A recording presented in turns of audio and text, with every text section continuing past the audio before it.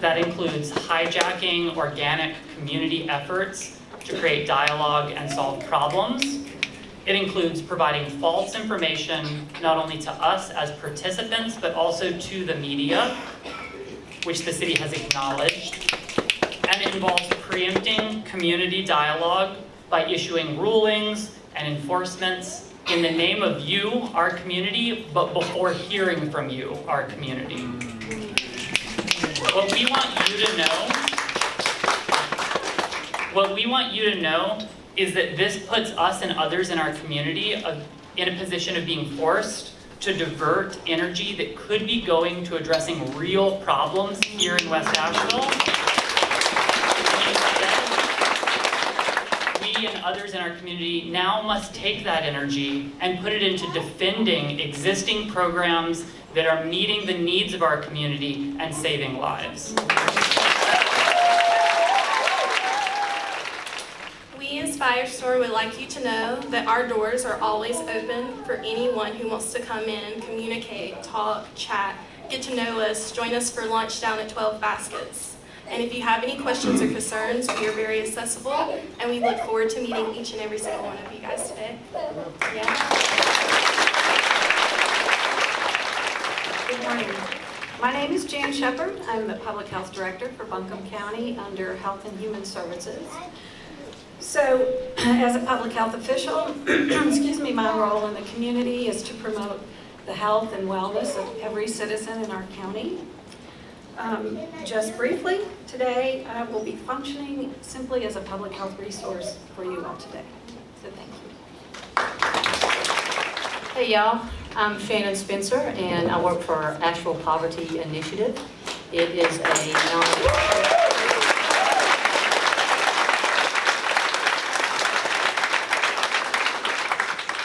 It is a faith-based nonprofit that has as its mission to facilitate and create opportunities for folks from all socioeconomic boundaries to come together and begin to talk.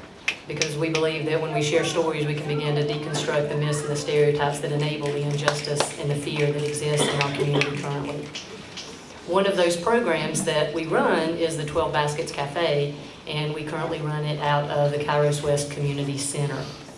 We serve a free lunch Monday through Friday from 11 to 1 using 100% rescued food. So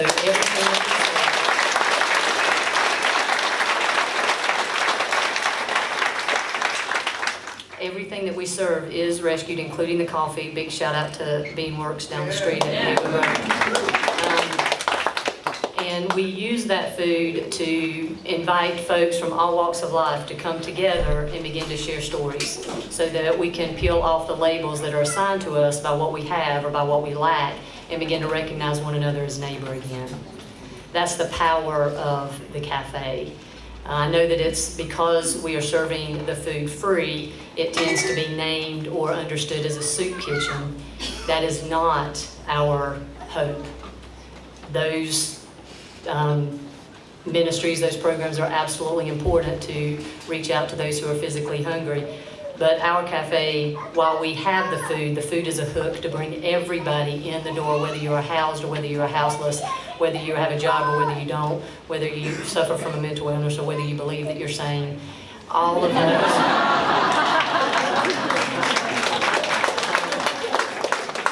We really want this to be a place that everybody can come and not only be fed physically, but be fed emotionally, be fed spiritually, be fed intellectually.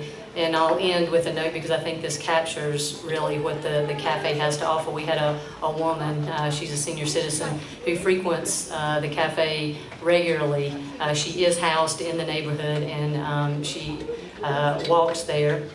And one day she came up to me and she said, "Can I talk to you?" And I was talking to somebody else, and as sometimes we kind of can get overwhelmed. And I was like, yeah, in a minute. And I forgot about her, and as she was leaving a little bit later, she came up to me and she goes, "I really just need a hug from you." And I said, "Wow, okay." And I hugged her, and she started crying, and she said, "Although I have a house, I don't have anybody to hug me with. And so I come here to be seen and to be remembered that I have a community."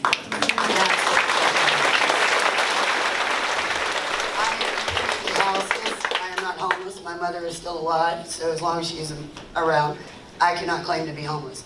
But I am currently houseless. I am not a member of your community. I come up here on the summer times. I am from New Orleans, but I respect this community. I volunteer in this community. I'm an advocate for this community. And I will stand up in defense of this community in any way I can.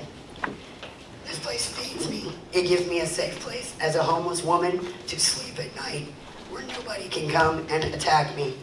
It gives me a place where the cops cannot come and harass me. It gives me a place where if I need a safe spot to stay, I can run inside their doors as long as they're open. If I need a restroom, which I don't know how much y'all consider that important, but for those of us outside, a restroom is a wonderful thing.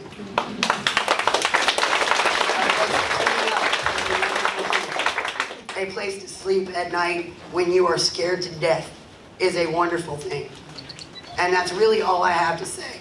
I want to thank 12 Baskets, Kairos West, and Firestorm for all that they provide to this community.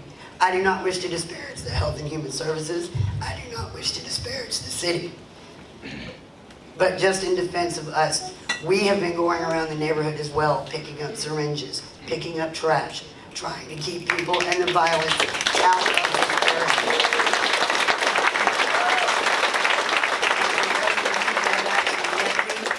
You will find out that I will do that to the extent of my own life. But I want to thank you for the time to come up here and defend those of us who are outside, because not all of us are horrible people. Some of us just fell through the cracks. And in defense of 12 Baskets, there are children in this community that through the winter, during school years, they have free lunches because their families are not as well off as everybody else. But in the summertime, they don't have that luxury. There are senior citizens in this community that need the supplemental food. And nobody should go hungry. Ever. Wasn't really planning on doing this, but hey, you know, how's it going? Good morning, guys. What's the deal? I too am houseless. I was actually one of those that had a 3-bedroom, 2-bath in a very, very nice neighborhood called this little place called Decatur, Georgia, right outside of Atlanta. For those of you that know about the housing market, our house went from $300,000 to $600,000 in less than 5 years, which meant the property taxes went up, which meant everything went up, which means we damn near lost it all. I've worked since I was 15 years old, at least 1 or 2 jobs.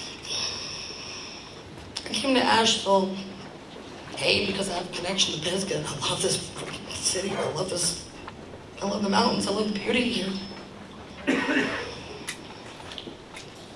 But as a citizen born and raised in Atlanta, I caution you severely about what is going on right now. I do.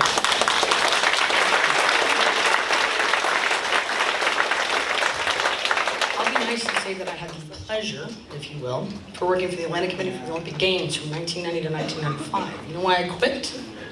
They caused our homeless problem.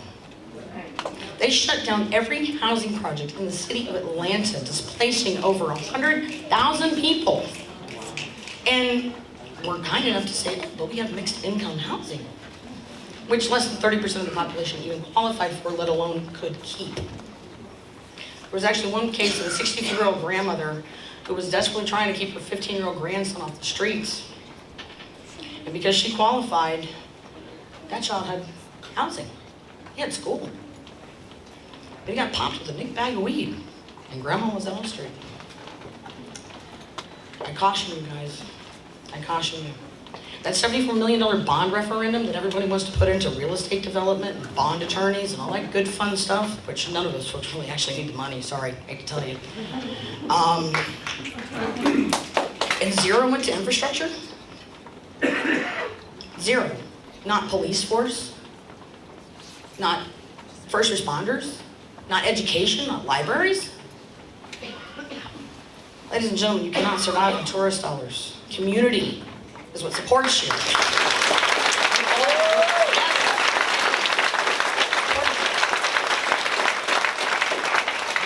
gonna shut up.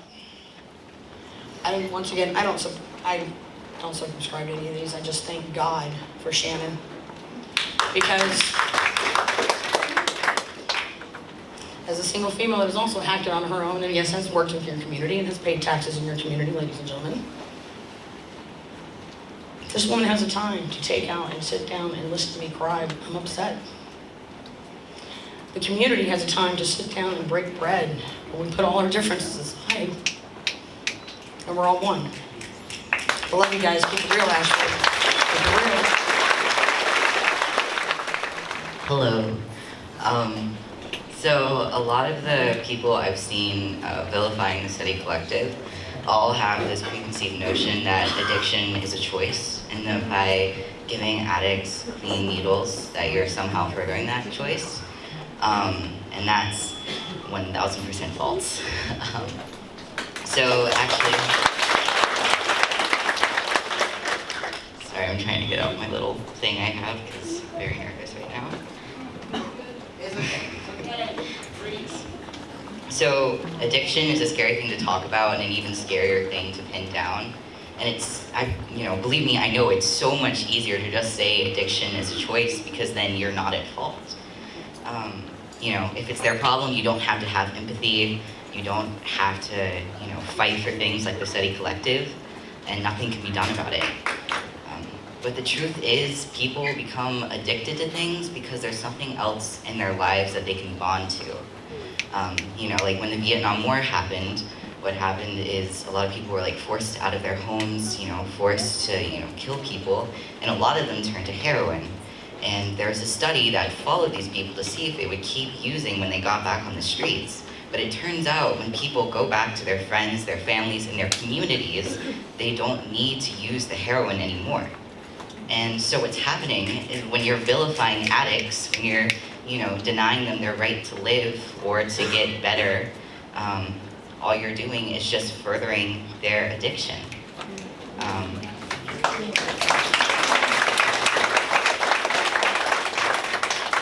So every single time that we treat addicts as scum, every time you type out a hateful comment on Actual Politics, and believe me, I am there to read them, you're only driving them further into a disease. It has been classified as a disease since the 50s, So the next time you want to, say that these people don't deserve help, and they don't deserve a community, and they don't deserve a bond, I just want you to think about, the people you're vilifying, the most vulnerable people in our community. I don't have a lot to say. Sorry, this was not well thought out.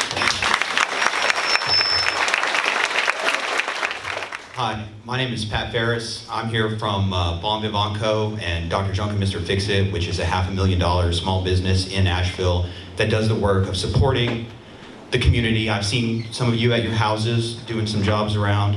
What I'm here to say is that I'm sitting there doing my work, reading on Sinclair Media that the community of small business owners is concerned about the good work that Firestorm Cafe is doing.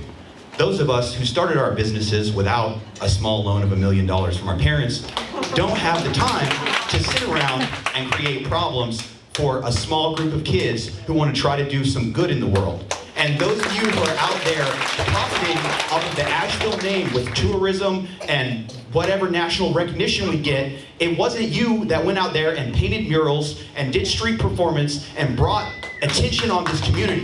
We already have a higher amount of police than similar sized cities. We also have plenty of laws that are disproportionately designed to affect the poor and minorities that you can call the police about any problem that you have. So what we've done here is we've gathered together in a church to decide if we're going to persecute people for existing as poor. Not because they've done a specific crime, just for existing in our town that they built in the first place. Now I'm going to go back to work and get some shit done for y'all. Hey y'all, my name's Aoife. I'm a social worker. This mic stand is crazy. Something I've learned about being a social worker for about 2.5, 3 years now is that so much of what people struggle with is based on trauma. It's based on the trauma of capitalism. It's based on the trauma of hierarchy. It's based on the society where we're forced to choose between our well-being and the well-being of our communities. I work at an agency that is one of the better mental health care providers in Western North Carolina, and simultaneously I'm still witnessing the ways that we're making these ugly neoliberal choices that impact the care of our clients, impact the well-being of our staff, and that's what capitalism is like. It's this stupid, deluded fantasy that growth is constant, improvement is constant, when resources are dwindling. And why are they dwindling? They're dwindling because fucking capitalists, like the president of our country, like the president of so many companies, are storing that wealth. These capitalists are taking away resources from us, the people. How much were we clapping for the city earlier? How much were we clapping for community organizations? We have popular support for community organizations that are trying to provide human rights without a price, without complicated, convoluted bullshit. And yet, the city, despite lesser popular support, is able to bully us into doing things a certain way because they have the law, they have the police, they have all these forces that try to pigeonhole us into this fucked up society where we compete with one another as human beings rather than create a society where we can collaborate and live based on community and our mutual needs rather than forced artificial competition. And what 12 Baskets is doing, what Steady Collective is doing, what Firestorm is doing is radical, precisely because there aren't these absurd conditions where we charge people to exist. Whether they sell their bodies to continue to have homes and food, or to occupy spaces to create community, what they're doing is radical because it disrupts the capitalist dynamic of human dignity at a price. And coming back to the trauma aspect, addiction is fucking fed by trauma. We live in a society where we have pretend scarcity that creates actual scarcity, and people feel like there's no opportunity to have a life that is safe and stable and collaborative, and it creates a lot of issues. And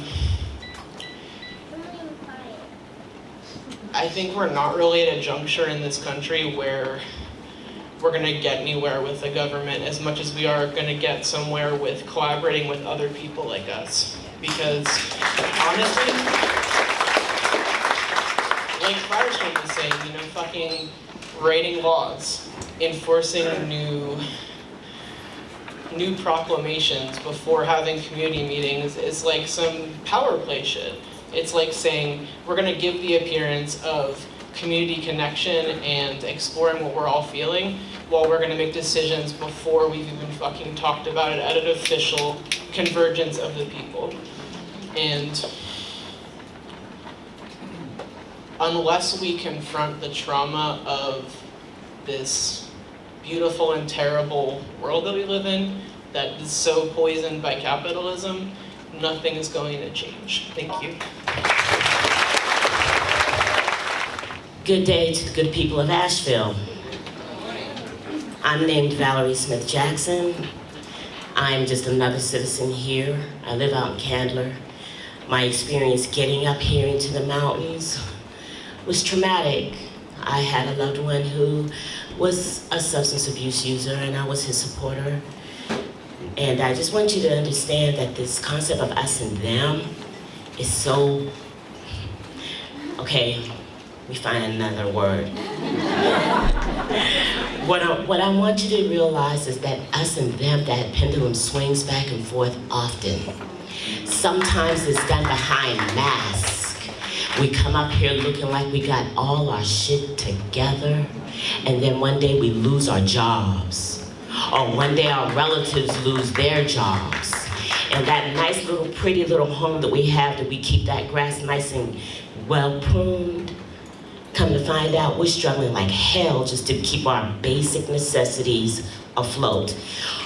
What I am saying to you, those that have the power to keep things going, to support other organizations who have the voice for the people, who have the resources or are collaborating with other agencies to keep food on the table for the us and the thems, when you never know when you may be that us or that them.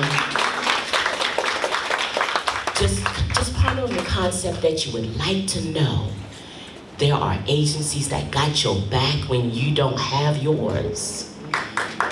Okay? Imagine that. If you're working for the city, are you really able to pay all your bills easily without fret? Are you able to go on vacation and give your children the culture that they need and all of that? And if you're not able, you're just barely making it, you might be one of us and thems. Okay. So what I want you to keep in mind, that when you're on one side of that pendulum, where it's just them over there that's suffering, it's not me. I don't have a drug addiction. I don't have a homeless issue. I don't have la la la la la la la. Oh, you just on that one side of the pendulum right now.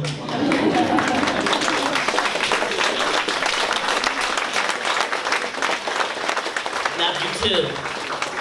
We are here together to support the decisions that you will make, to support people that support people, to support businesses that support businesses that support people. Keep us all here living a life like we should. And remember, a lot of this us and them swinging back and forth, this is transition. Okay? Transition through drug addiction. Transition through mental health issues. Transitioning through deciding who I am as a person, gender-wise. We're in transition. Okay? Okay? So give us all a chance. Give yourself a chance, because you'll never know if you're part of that us or them. Good day, and make decisions based on that. Yes, ma'am. So wanting to stay with the core topics and also wanting for people to speak more briefly. Yeah. So conciseness. Hey everyone, my name is Michael. I moved here to the community about 4 years ago. Just a quick thing, my family comes from Haiti, which is one of the most impoverished places in this hemisphere.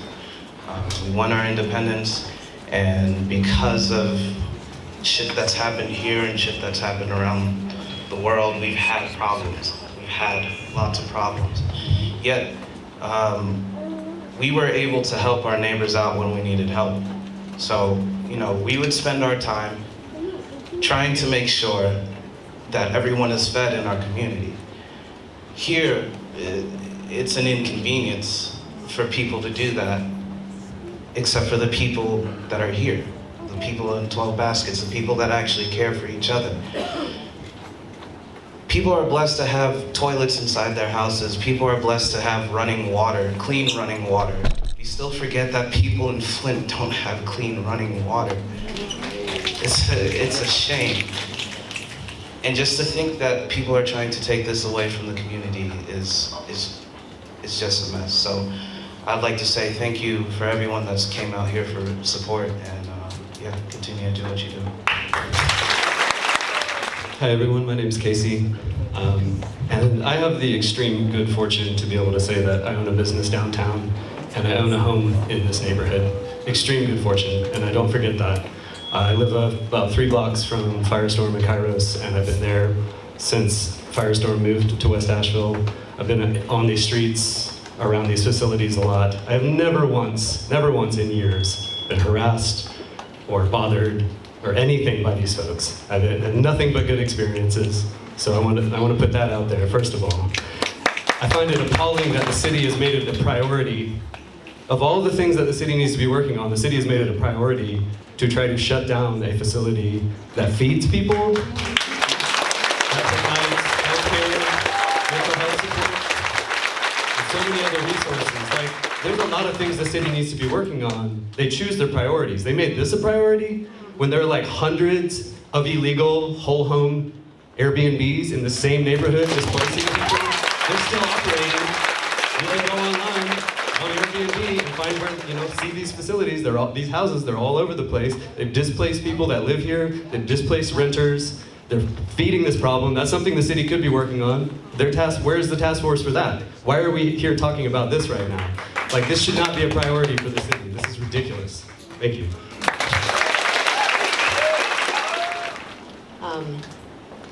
My name is Kat Matlock. I have been a business owner in West Asheville for 13 years, and I run the West Asheville Yoga Studio right near Firestorm Cafe. I have raised my daughter, who's now 16, in West Asheville. I've watched it grow from just Sunny Point, Orbit, and Westville Pub and West End Bakery to what it is today. I feel a little shaky being up here as a business owner because exactly what you were saying, the us and them. I feel like I'm being put on the them side. My business started in 2006 with we were the first sliding scale affordable yoga studio in Asheville. I was also the first certified living wage yoga studio in Asheville. I do a lot in the community. We stuff backpacks for the homeless community. I have been offering, and we're beginning another program again for running free yoga for people in recovery because we're deeply concerned about the opiate situation. It's the #1 killer of people under 50 in our country, opiate addiction, #1 killer. It's a big deal. And I have concerns as a business owner. I have had many conversations with Shannon and people at 12 Baskets about issues of parking and garbage and some of my students not feeling as safe as they used to going in and out because it's become a place to hang out all hours of the night, all hours of the day. Nobody's saying that it's not a good idea to feed people.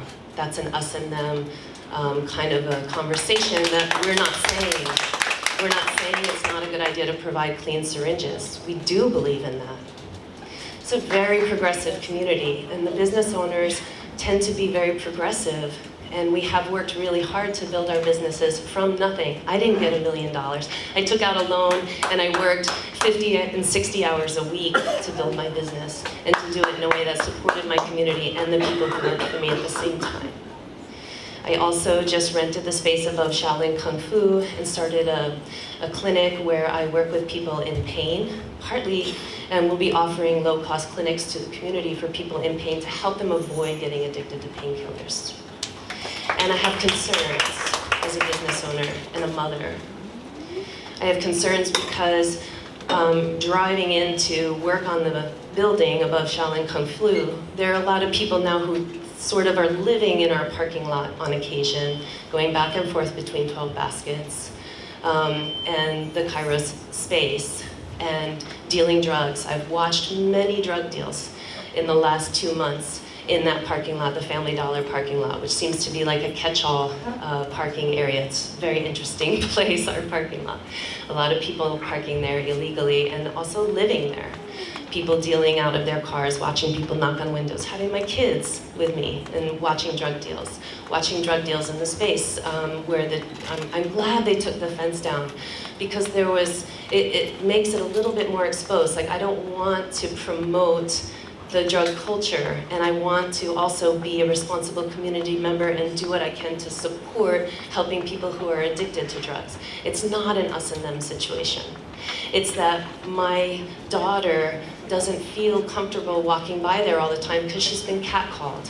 Because I've heard of other business owners, their daughters being catcalled. Hey, why don't you come ride some trains with us? I'm going to mirror a little bit of what was just said. One, I'm going to try not to cuss. I was not given $1 million to start a business. No worries. And I am taking time out of work to be here and to let my voice be heard as a member of the community and as a business owner. I don't think any of us really believe that feeding people that are hungry and giving people safe space is a bad idea.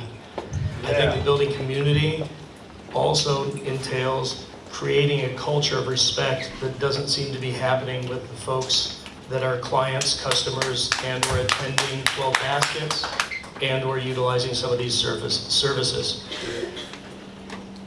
It's not about not having these services. It's about not having needles to pick up in leaf piles where our children play. It's about not having fecal matter in playgrounds at schools. It's not having needles in sandboxes where children play. It's about not having public urination when you get out of your house in the morning to go to work. It's when these things happen, there's a miss. There's something wrong. It's not a matter of taking care of people that need help. It's the people that need help needing to learn how to be better parts of the community. This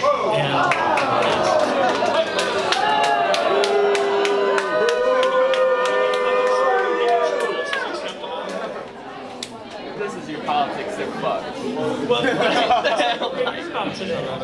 That's the next phase. Next. Right now.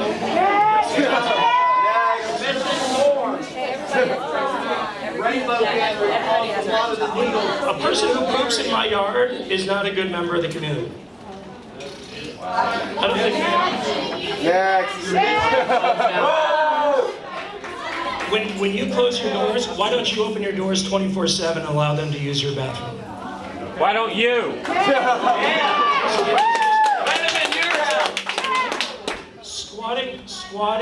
Squatting on property is a shelter, and you're giving shelter and food, but you're not providing a complete space. So some stuff around bathrooms, and I think there are potentially some people here who can give updates around the thinking that's happened around bathrooms. Also heard some stuff about needle litter. So let me come back to you, I'm gonna let you finish. So I think that's really the culture and the community building part, is there's a responsibility to create a better community between each other and to respect each other. You leaving dangerous biohazard litter around town is not good community. Urinating and defecating where you should not is not building good community. Why don't you volunteer for city collector? I can't solve that problem for everybody. We all need to do that. But let's accept that there's behavior that needs to change and leave it at that. Please and thank you. Yeah, so as was mentioned earlier by Firestorm, there was already a community conversation that had about 3 meetings before the city came in and told us this week that we were in violation. So we were under the impression that we were sort of moving in the direction of correcting some of these issues collaboratively. And one of those corrections that we were in the process of making was having Greenworks come in and install public containers outdoors.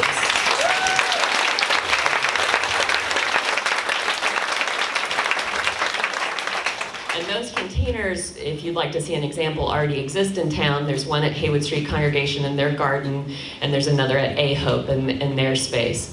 So those, okay, great, at the fire department as well. So you can see examples of those, and there was discussion about installing one of those in the garden so people would have round-the-clock access to appropriate disposal.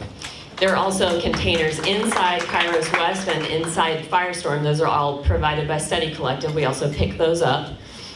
We offered the community in the initial meeting that we would be happy to train volunteers to come to West Asheville and pick up syringes, because we do train people to do that.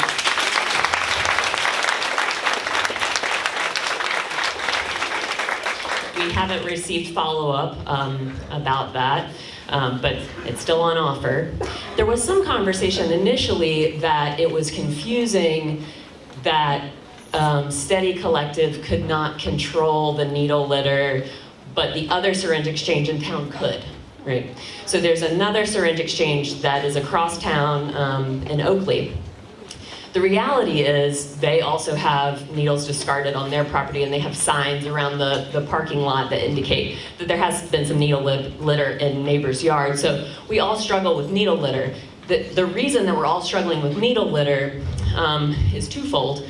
One, we have an incredibly high rate of IV use in Asheville, and we just have to get real about that. It's actually not that we have a huge problem with prescribed opioids, it's that we have a huge issue with IV drug use, right?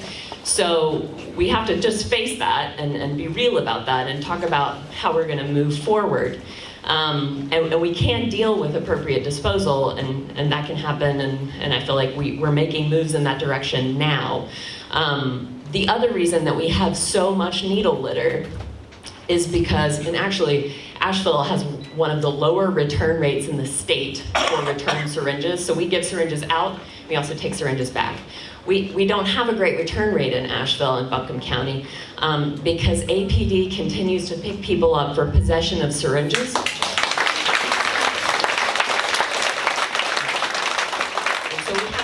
That as part of this conversation, and they're actually, all of our participants are protected by a general statute. So that means that they're allowed to have any of the injecting equipment that we give them, and they cannot be convicted in court, right? So what should be happening is that the police shouldn't even be picking up the people that have used syringes on them, but in fact they still are, right? And then our participants go and sit in jail for a week and detox in jail. Right. So that's the other thing that's happening. So if you are concerned about inappropriately discarded syringes, this is an issue that needs to be discussed with APD and about their violation of the general statute. Hey, I'm Kat. I am a registered nurse at Mission Hospital. I am board president of Steady Collective, the needle exchange in question here, and I'm also on the IV drug abuse core council at Mission Hospital, looking at IV drug abuse in our community and how we are going to address that as a hospital, because we have an IV drug abuse and opioid crisis in our hospital as well, not just in our community. And so as a medical professional and as somebody deeply concerned with harm reduction, I can say that my focus is on evidence-based research. And evidence-based research shows that accessibility saves lives. I hear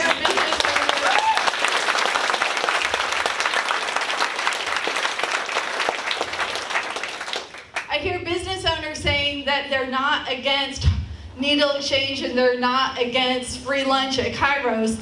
I imagine the subtext of that is you don't want it in your neighborhood. Well, your neighborhood is where it is needed, and the fact that it's happening in your neighborhood is saving lives, not only with needles, not only with Narcan, which reverses opioid overdoses, but also with food, which is, what are we gonna do if we cannot feed our hungry people?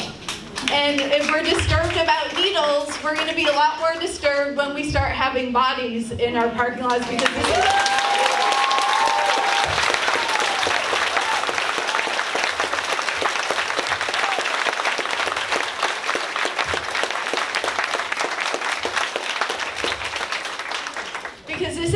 epidemic, people, and it is acknowledged as such by the medical community. This is not just a group of others. This is a medical epidemic, and we need to regard it as such, and we need to address it as such, and we have solutions. Now, I can tell you right now, the hospital, every hospital in America is covered up in needles. We have found an evidence-based solution, which Hillary just referenced, which is Sharps containers. They work well. If we didn't have Sharps containers in every single room in the hospital, needles would land in every garbage basket. They would be on every counter, every surface. Sharps containers work. They work in other cities. They can work in our city too. And as a member of Steady Collective who volunteers at Firestorm every single week, I can tell you that our participants are not whatever neighborhood residents who are concerned about this are imagining they are. They are kind, ethical human beings who care about the health of children. They care about clean needles. They care about the health of our community. And if they have Sharps containers accessible everywhere, they will be very happy to use them. Nobody wants to hide their needles under a bush where a child will find them. Literally, nobody wants to do that. Hi, my name is Lee. Hey. I've been a customer of Firestorm for 6 years. It was so exciting when they were downtown, and I heard they were moving out here. Best place to get veg treats. I wish you guys still had those veg treats. Why am I here at the church? Well, in the parking lot that you guys walked through, we have a school, Asheville Waldorf School. As part of our school, we have another campus farther down the street. So as part of what we're seeing, right, we have children from 2 to 12 here on a daily basis through summer camp, through school. We have people coming into our, into our playground, my favorite part of school. We have people coming into our playground. We have things happening there that have been talked about, but we also find lock picks around doors, scattered around the doors. We've had doors forced in. We have people walking through our building. We also, we also have an issue with needles. We see needles on the playground, and it's a really hard concept, right? It's even hard to understand how to talk about this. This is a conversation we're having in our school community. How do we tell our parents that, please send your kid to school, we'll teach them lots of things. They could get pricked by a needle. So this is something that we're talking about in our community. But maybe one of the things that I've been hearing up here is everyone is looking for this safe space, or a space where we can be who we are. And so I think part of what we are really looking for is how do we also create that safe space for our children that are present.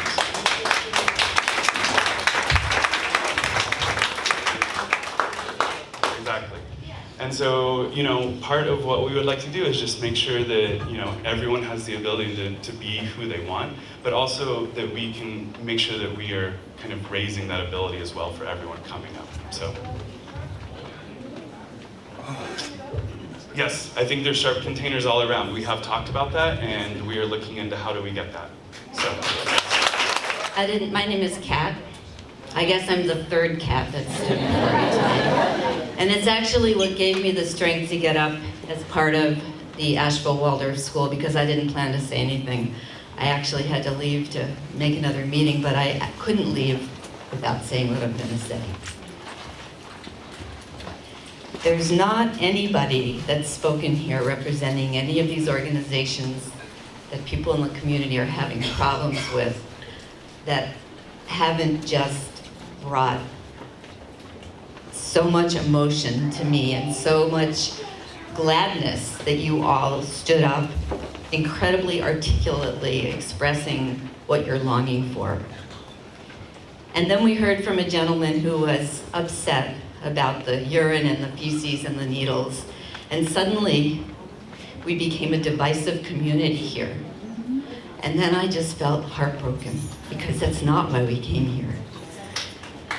Yeah. I don't want people to confuse people's behavior and their choices with their humanity. And I want us all to be able to look around and see each other's humanity. But the only way we can do that is if we stay in touch with our common universal longings as human beings, and that is to belong, to have a place at the table, to be respected, to feel a part of this life that we live, and that's how we have to stay connected. So that man who expressed sort of tragically that he was upset about the urine and the feces, what is he longing for? He's not respect and safety, the same thing that y'all are standing up here saying. So, yeah. So I'm just wanting to say that we can do this. This is an enormously powerful group of people. Look at who you're sitting next to. Everybody, look around and see who's next to you. I mean, we can do the work that this meeting came to do together. And our neighborhoods can be clean. They can be needle-free. There can be bathrooms built for people. We can have dinners together, not just at 12 Baskets, but at my house. Yeah, okay, that's all it is. I'm Sharon Price. I'm the daughter of a bag lady, the mother of an addict, and the grandmother to a school. That's hard for me to say that.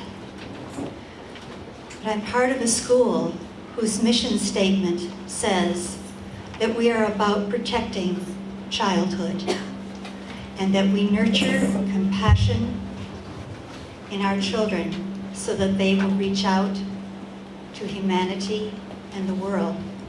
That is what this school of 150 children presently is about.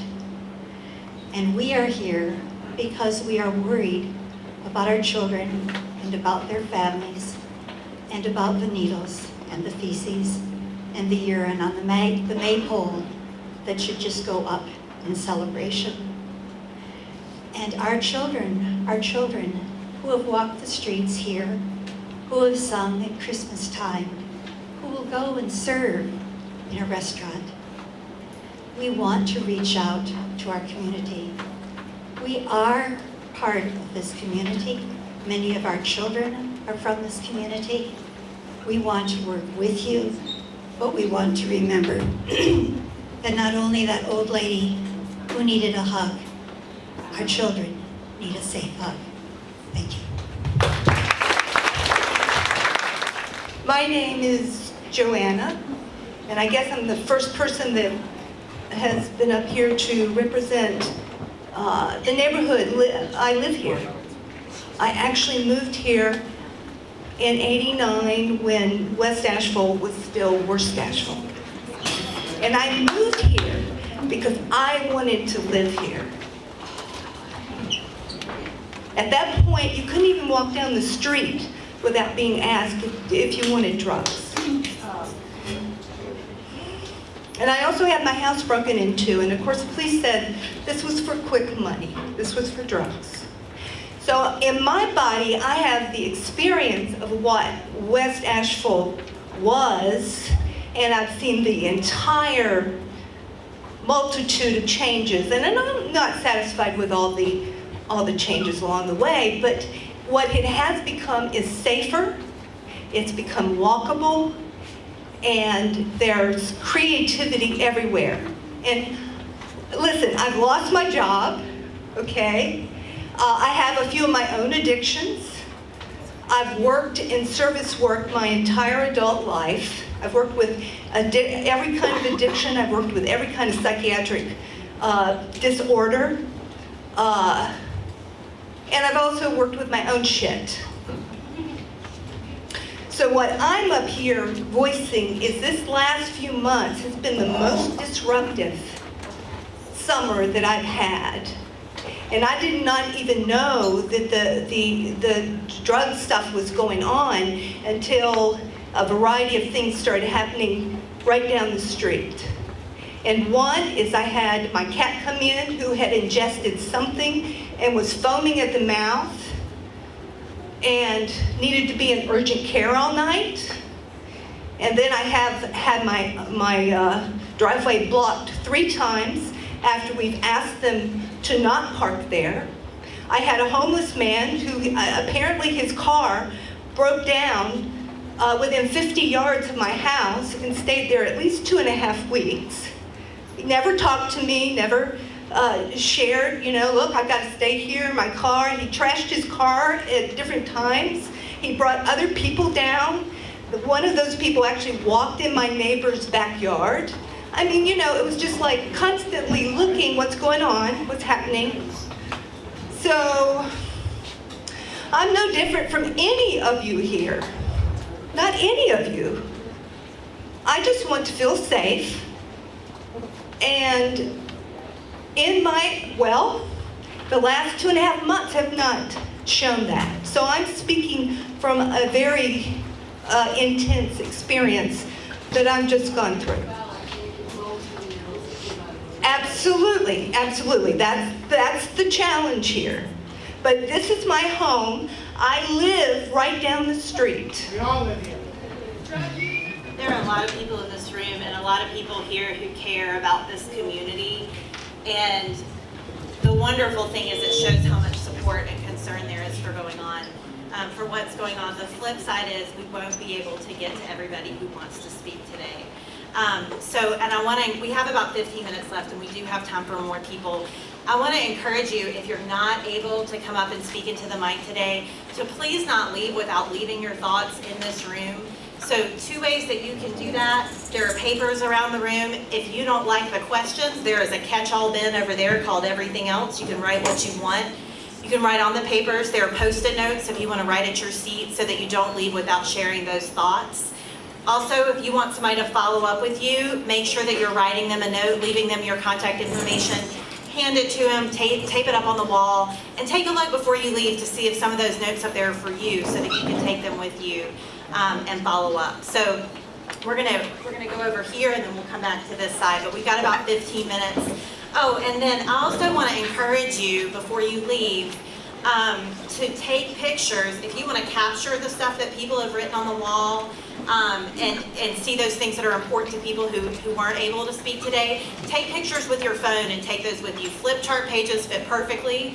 If you'll turn your phone up and down, and then everybody can have that information and take it with you for ongoing conversations that you're having. My name's Matilda. I live over on Florida Place. I go to 12 Baskets about 2 or 3 times a week usually. It saves me between $40 and $80 a month. My grocery budget is about $100. So it's very, very important that space is accessible, and I really appreciate the work that Steady Collective does. It's really awesome and so needed. 47 people's lives were saved. That's pretty impressive. Firestorm, been going there for years. Love the space. It's wonderful. Have been part of a group showing up for racial justice that's met in Kairos West and been able to use that space free of charge. There is so much good that's happening across the street. And I also want to acknowledge that it's really, really awesome that so many of us are here. This is a real awesome turnout for justice today.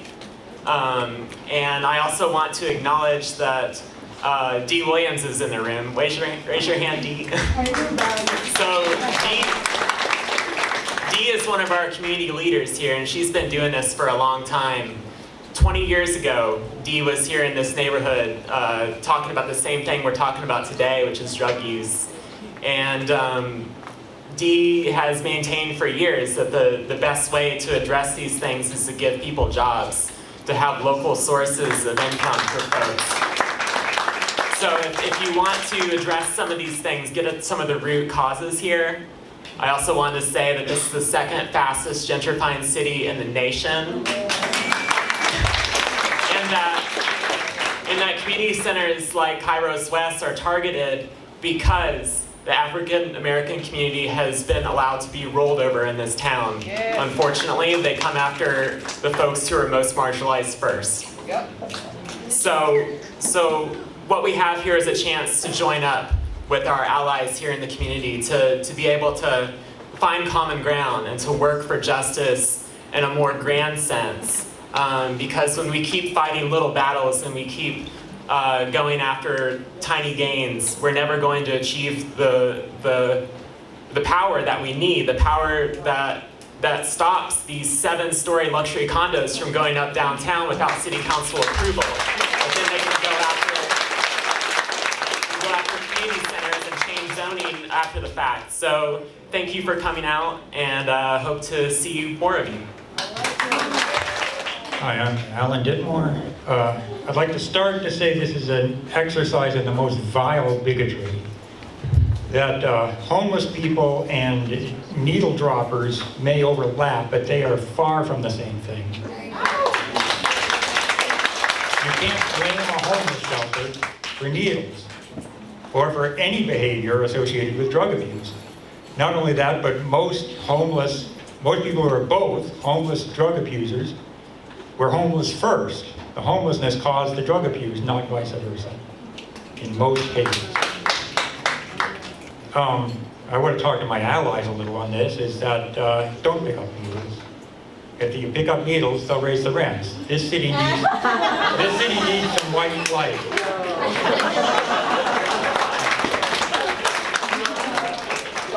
When you have white flight, then the working class gets the housing.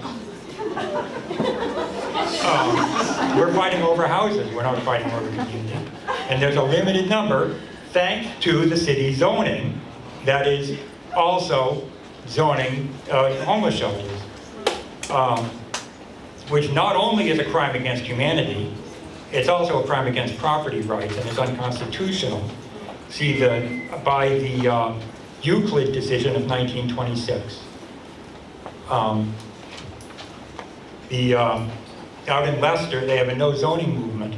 And of course, without zoning, as they're demanding out in Leicester, as many conservatives are demanding, you can put the landowner can put a homeless shelter anywhere they want. It's a basic property right and a basic human right. The complete vile nature, I just can't describe how vile the NIMBYs are of Asheville. The NIMBY voting majority of Asheville, needs to be chased out by 1 million needles or worse.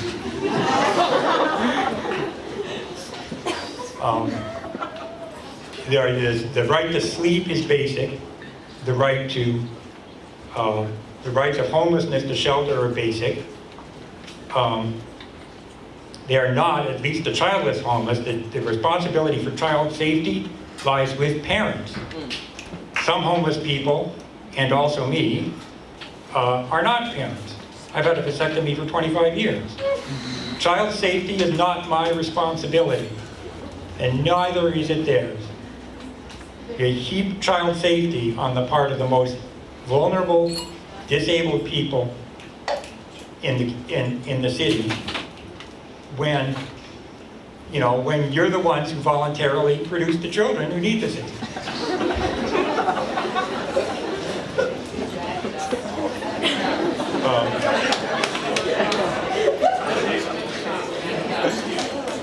Okay, it's a crime against humanity.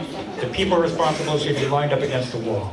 I want to echo something Matilda said. I'm a person who also has benefited greatly from all 4 of these folks. Like, y'all have fed me 1,000 times, and I'm in groups that use both Firestorm and Kairos' space regularly, and they've always been open and welcoming to everything that we've brought to them. And I talk to people on a regular basis that wouldn't be here to talk to if it wasn't for naloxone kits distributed by Steady, so that's huge. I think a lot of people here have expressed just the importance of these organizations, like how they change lives, and I would like to echo that of just watching, especially last winter when it was crazy cold, like talking to folks who go to 12 Baskets, feel a sense of ownership, and get a public bathroom in a warm space. That's a good deal. And Firestorm too. And just like how much that can change someone's life, just physically being able to get warm in the winter, get some food in your belly, but also like being held, like metaphorically and literally. But, and a lot of people here have talked a lot about how much good these organizations do. I would like to address kind of a minutia of zoning, which is not what I feel like is the actual problem here. Like, the actual problem is that these people need services and direct aid is already being provided, and so why mess with that? But I do have a question, city folks, so let me get this straight. So if there's a community center and people are eating food there and they all have houses, it's a community center? But if some people don't have houses, it's a shelter? I guess that doesn't make any sense to me. And I was wondering,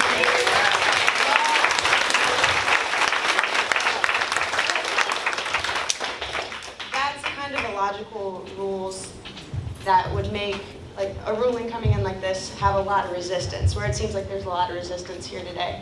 So I don't know if y'all had an explanation, like what's the line there? How many people without houses come into a space and all of a sudden it's a shelter? Like, so say you have a picnic and somebody there doesn't have a house. Is it a shelter?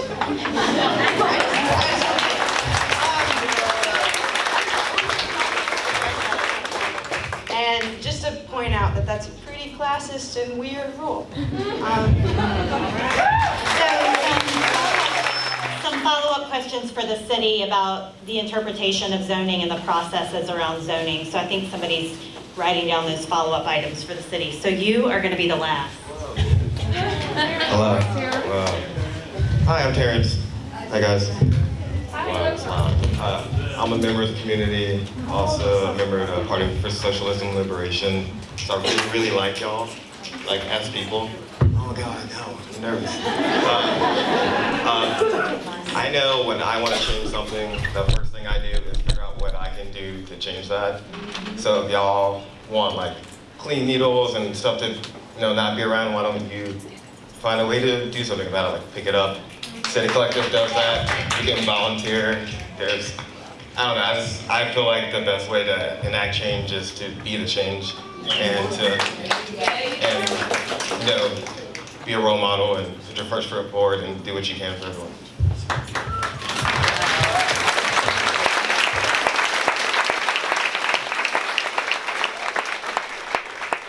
Thank you to everybody who spoke today. Thank you for your patience, everybody who didn't get to speak. And again, please don't leave without leaving your thoughts here on the wall, by telling somebody else what it is that you came here today to say or express, or by asking somebody to follow up with you. Thank you again for coming.